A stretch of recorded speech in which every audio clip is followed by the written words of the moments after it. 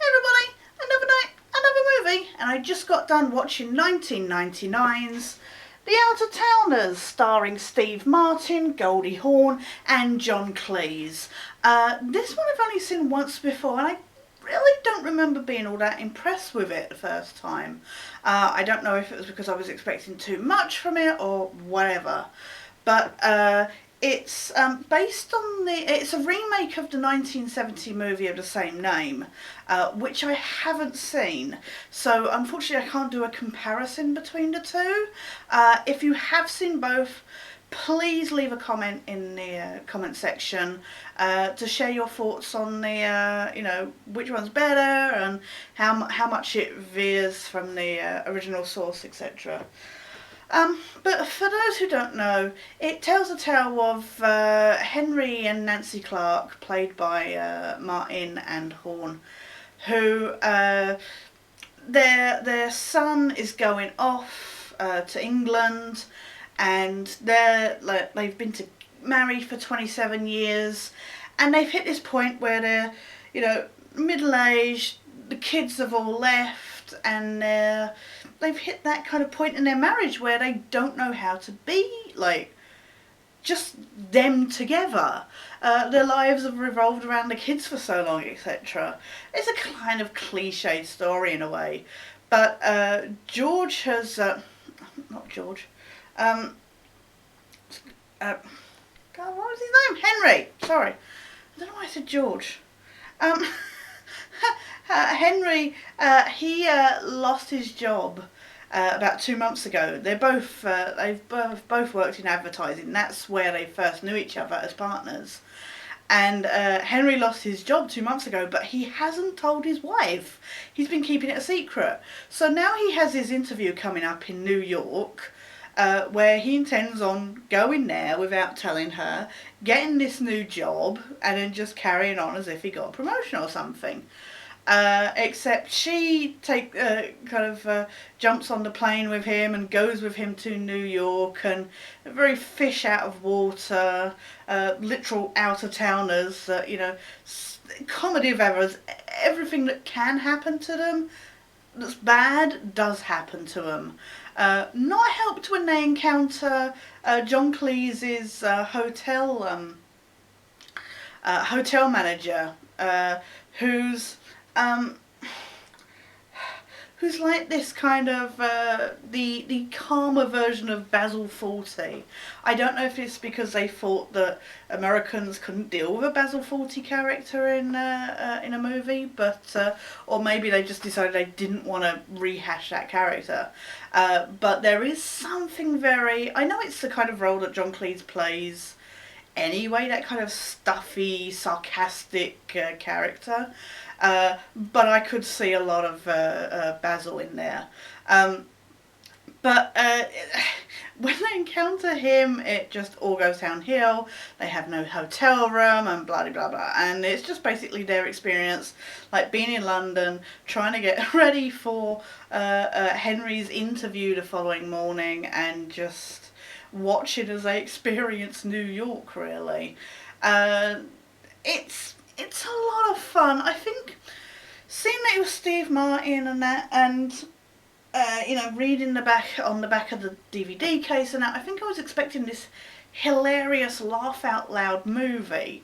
And unlike, say, Addams Family Values, where everything was kind of over the top and that, this isn't. This is just an enjoyable kind of, it's nice watching these two characters kind of discover each other and discover new things about each other, and watch them in a very different situation and seeing how they handle it and kind of fall in love with each other again. And there is a lot of heart, and it's a lot of fun. Steve Martin does his kind of outbursts in the best way that he does, especially at the airport. He has a very close to kind of trains, planes and automobiles moment where he nearly absolutely goes but it's really enjoyable. Everybody is excellent at acting. It's one of those kind of afternoon movies that is just fun, and I know it's easy to throw that word about, as well as, enjoyable and stuff, but it's not laugh out loud funny, but it does have its giggle moments.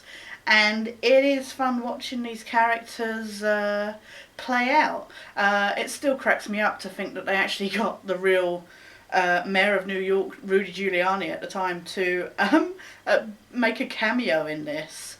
But yeah, it's only an hour and 25 minutes long. It's not offensive. It's 12 rated. I thought this would only be a PG, to be honest. I guess because sex is discussed and stuff, and they have this whole moment where they accidentally end up at this sex addicts kind of self-help group, like AA, at this church. And I guess because sexual situations are discussed in that and stuff like that, maybe that's why it's got the 12 rating. But it's not offensive. It's a nice afternoon movie, and really that's all I can say about it. It's just, if I had a nitpick, there is this scene, it kind of got to me. There's this scene where Nancy and Henry have this argument, and they fall out, and she walks off in tears, and then quite randomly he just suddenly appears again out of nowhere, and everything's fine. It's really badly edited, and I feel like there's a missing scene, which might be the case. But the way it's spliced together, it really wasn't considered how that should pan out. I didn't like that edit whatsoever, but otherwise the editing's quite good, the direction's good. It's just standard. It's a very, I was going to say John Hughes, but it is that kind, and it is and it isn't that kind of movie.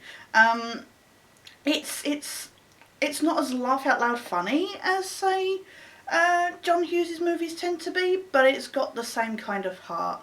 But if you're after a good Steve Martin movie, this is probably one of his more unnoticed ones. Everybody says The Jerk or Father of the Bride and stuff like that. This is one that I think gets forgotten quite easily. Goldie Hawn I can't make much comment of. The other thing, saying about Goldie Hawn's character, they have her have an outburst at the police station, long story, where she recites, she recaps everything that's happened to her. She's like, "You're having a bad day, this has happened to me, blah, blah, blah, blah." And then about half hour later, Steve Martin's character has exactly the same kind of tirade. And I get what they're showing is that, it's inferred the whole way through that, Henry's this kind of character that will get uptight and eventually burst given the opportunity. And I get that Nancy's more laid back character. You're not given the impression that she would burst, and you believe that this situation that they've been put in would force her to then explode. But their tirades felt very similar to each other. And I don't know if that's something that's saying, they're very similar, whereas they're seeing lots of differences in each other. But it felt a bit lazy. It just bugged me. I was just like, really? They're going for that again? But yeah, they're my main two nitpicks. The only other thing was the whole mugging with the Andrew Lloyd Webber character, where the two, the married couple kind of come off as the dumbest people ever, which for people who work in advertising, I thought they'd be a bit more worldly. But yeah, they came over as a bit stupid. I guess that was just played up for the laughs kind of thing. But the other two things are my main nitpicks. Other than that, I don't have any problems with this movie. It's a lot of fun, as I keep saying. That's the only word I can think to use for this.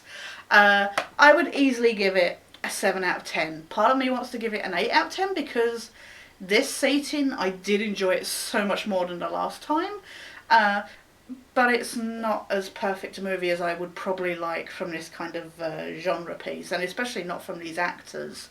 But yeah, I'd give it a strong 7.5 at least, kind of in between. But yeah, that's 1999's The Out of Towners.